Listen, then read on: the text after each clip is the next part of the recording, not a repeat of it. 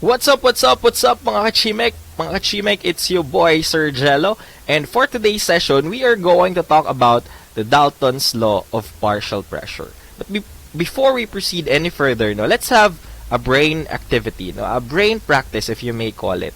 But, trigger warning for the next picture to come. Baka mabigla kayo, no? The image is sensible. The image is a bit shocking. Tadaan! Imagine you are dreaming, or simply you are imagining. You are in a game of Saw. If you're familiar with the movie, and you find yourself trapped inside the room. You can only speak. You are inside the wall in the middle of a table tied up. You can only speak and you can only instruct. But don't you worry, you are not alone in this particular room. You are with 4 Kachimek, namely Kachimek Jello, Kachimek Levs, Kachimek Marian, and Kachimek Irma. So here's the situation you are into. In 5 minutes, the room will crush you. Again, this is just an imagination, so don't be afraid. You find yourself trapped in a compressing room with the 4 Kachimek in the senior high school. According to the video, diba, sa may video mo na pinapanood, you've watched, since easy round pa lang, that is the first round of your Saw adventure, you should stop the moving wall from crushing you if the 4 Kachimek, namely Jello, Levs, Marian, and Irma, can push or exert a 750 Newton force against the wall, para makancel lang yung crushing of the wall or the wall moving towards all of you. So again, Kachimek Jello, since he's a man and a strong one, sariling buhat, charot, and Sir Levs, they can both exert 250 Newton force. While Ma'am Irma, while Kachimek Marian, can exert 150 Newton. And while Ma'am Irma, medyo matanda na si Ma'am Irma. Char lang, Ma'am Irma, peace po. Kachimek Irma can exert roughly 90 to 120 Newton force. 90 to 120 Newton force. First, you need to think, can you stop the room from shrinking? It's shrinking. Sorry, typo.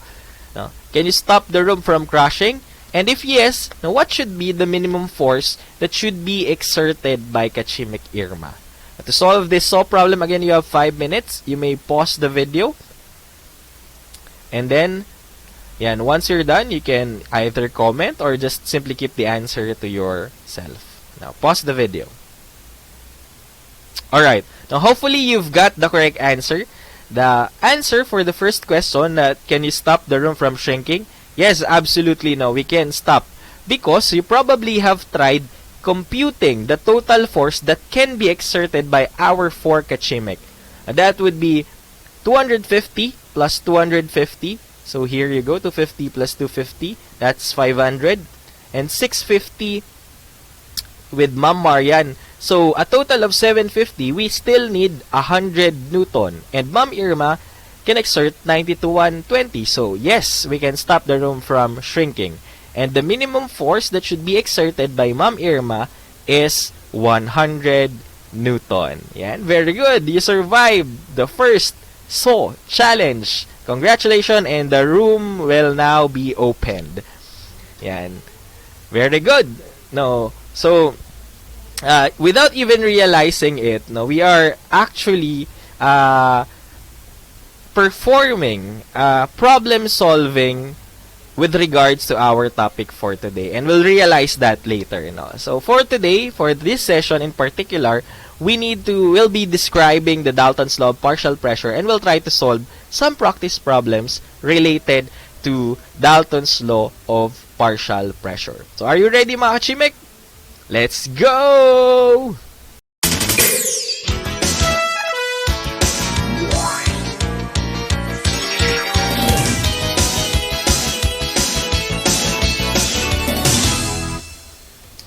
Alright, now, to begin this discussion, of course, we need to acknowledge the person behind it.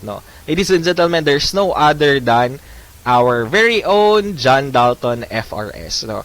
If you recall, in our Gen Chem 1, I've praised him so much because he was the one who gave all the credits to Democritus, who has been ignored for 2,000 years because of Aristotle fame, no? 'Di ba? Mas pinili nila yung earth, fire, water, etc., etc., against that atomos ni Democritus. So it was John Dalton, no, who became the father of modern atomic theory.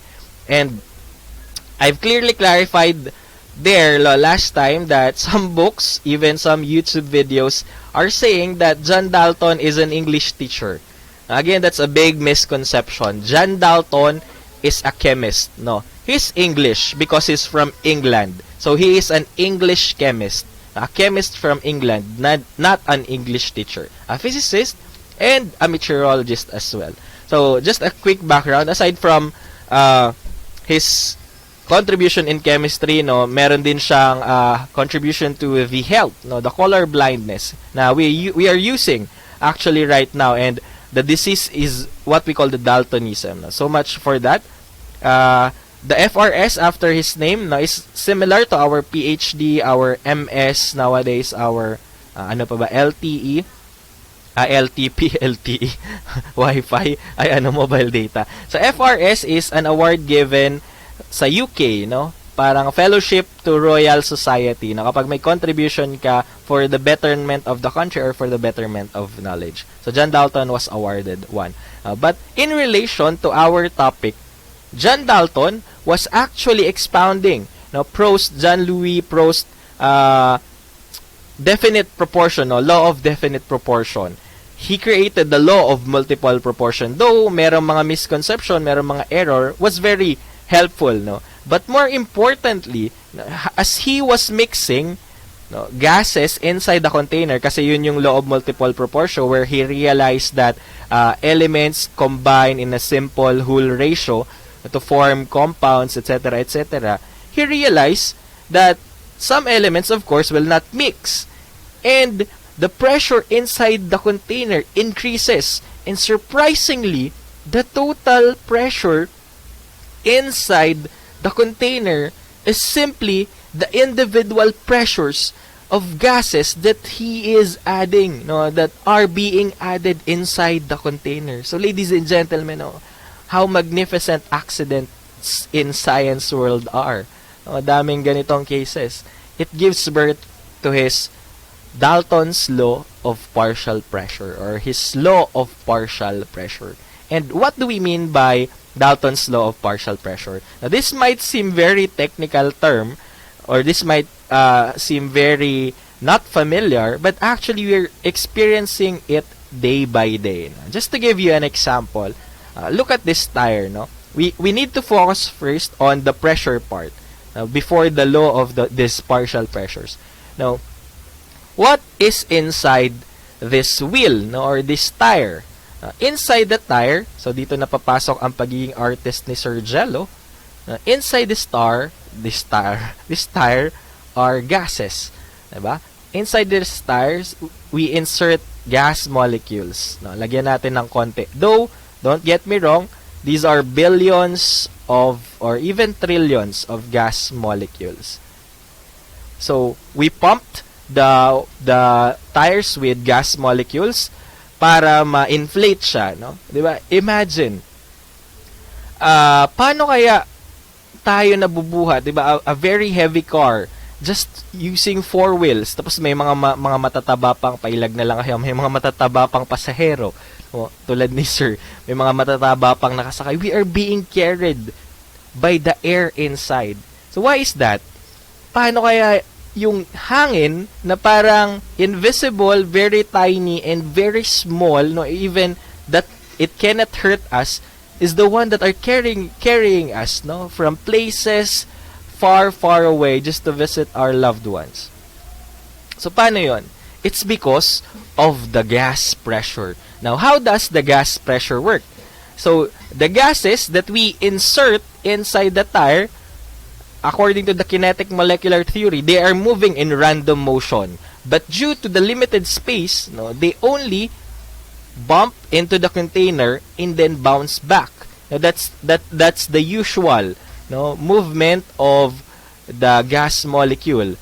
Some other times, the gas molecule would bump into each other. So, magbabanggaan sila, di ba? Magtatagpo, pero alam nilang hindi sila pinagtadhana. So, bye-bye, ching!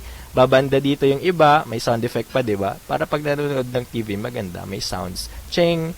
Yan, hindi ko nalalagyan ng iba, pero ganun yung movements nila, yung banda-banda. And again, these are billions and trillions of gas molecules, mga kachimek, no? Making the tire very strong, 'di ba? Kapag sinuntok mo yan, or 'di ba, yung mga nagpapasada, pinapalo yan to check kung flat or hindi, 'di ba? Masakit. But these are simple gases. But it's the one carrying us. So the gas pressure works like this one, no? So what we are going to talk about are these ideal gases. No, we always assume that there is no chemical reaction that occurs inside.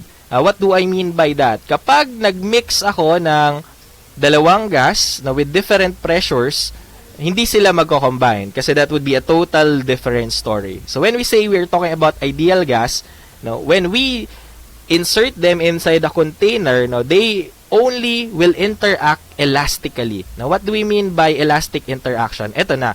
Kapag bumangga siya sa wall, no, mag-exert siya dito ng pressure. Kapag nagbanggaan sila, halimbawa ito, nagbanggaan, the force will not be lost. No, it will be preserved. Meaning, hindi sila magka-cancel.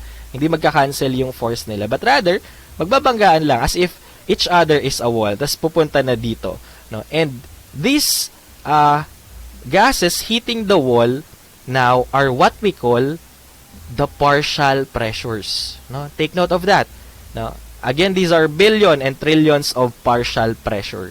So eto na yung mga spot dito, even here inside kasi may pressure dito. Now, these are our partial pressures. And to get the total pressure, we need to add the partial pressure of every single gas. Can you do it? No? It seems very difficult, but there's a trick. No? By assuming that they are ideal gas, we can actually treat them like simple gases and as a collective gases. No? Let's see what I'm saying here. Dalton's law of partial pressure, if you remember the room challenge, no, by our saw, no, we simply added the force exerted to get the total force that is needed to cancel the room, no. Same goes for gases.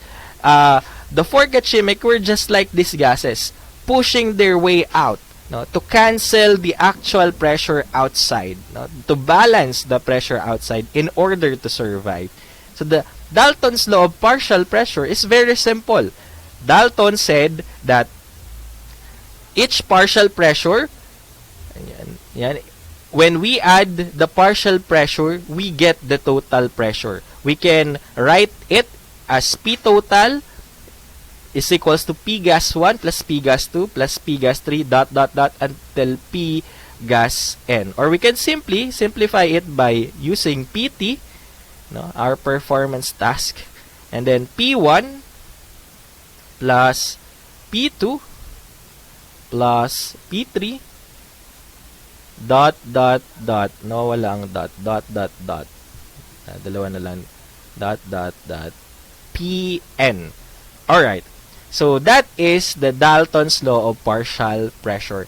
Again, the partial pressure of each gas, when they are combined, gives you the total pressure of your container, considering that there are no attractive forces between the gases. Now let's try some problem with regards to the Dalton's law of partial pressure. Problem number 1. I am to combine a container of oxygen into a container of nitrogen. I want to combine them in one container. What would be the total pressure inside the container if the oxygen exerts a partial pressure of 159 mmHg and the nitrogen exerts a partial pressure of 593 mmHg? You can pause the video and answer the problem. Alright, no? Hopefully you got the correct answer. By using the standard way of solving the problem, we can write 159 as given, 159 mmHg And then we have 593 mmHg. We can assign the oxygen as partial pressure of oxygen, PO, or you can simply write P1, no? That doesn't matter. These are just labels. No, kayo nga walang label, pero okay lang, di ba? How much more if we give them label? Char na nitrogen, we have PN. PN is equals to 593 mmHg. Now, by Dalton's law of partial pressure, we have PT is equals to P1 plus P2, etc., etc. But we can simply rewrite it as PO, partial pressure of oxygen, plus partial pressure of the nitrogen. Can you follow? Yes, very good. You're indeed a kachimek.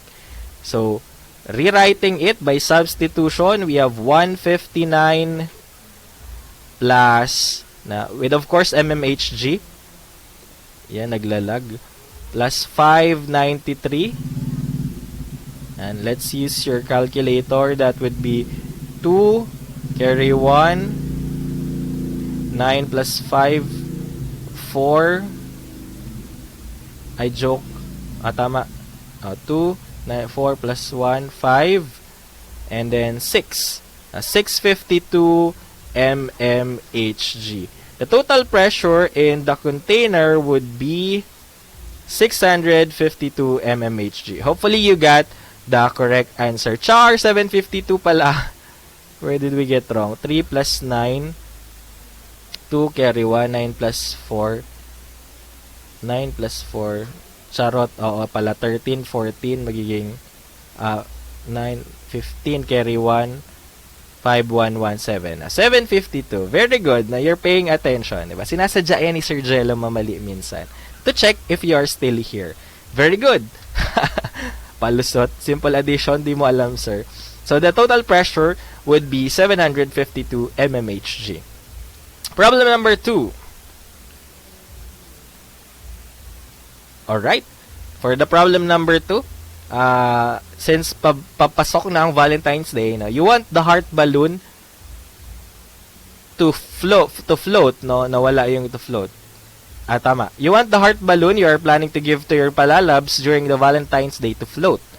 To do this, you learned in your chemistry subject that you need a helium and an oxygen to make your heart balloon float. The helium that you should add exerts 0.81 atm, and the balloon needs to have a total pressure of 1.10 atm in order to float. Now, what should be the partial pressure of the oxygen inside the balloon? Again, you can pause the video and solve the problem.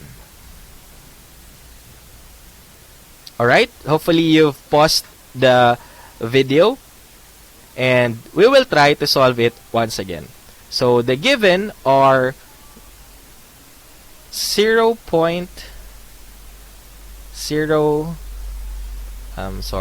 that's 0.81 lakyan na lang natin the 0.81. I am sorry for my penmanship, especially sa mga bago kong estudyante. Ganyan talaga kaganda ang sulat ni Sir Jello. And we have the total pressure of 1.10 atm. So we can label this as P of helium, no? Or again P1, that's fine. And this one as PT. Pero mas maganda kung yung actual element na para hindi tayo nalilito. By law of partial pressure, that would be PHE plus the pressure of oxygen.